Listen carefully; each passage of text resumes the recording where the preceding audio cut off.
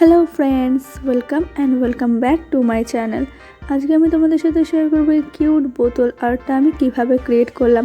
তো তোমরা ভিডিওটা স্কিপ না করে পুরো ভিডিওটা দেখতে থাকো। আর ভিডিওটা ভালো লাগলে অবশ্যই কমেন্ট করে আমাকে জানিও, আর লাইক করে দিও, আর আমার চ্যানেলকে সাবস্ক্রাইব করে নিও আরও নতুন নতুন ভিডিও পাওয়ার জন্য। তো চলো ভিডিওটা দেখতে থাকো।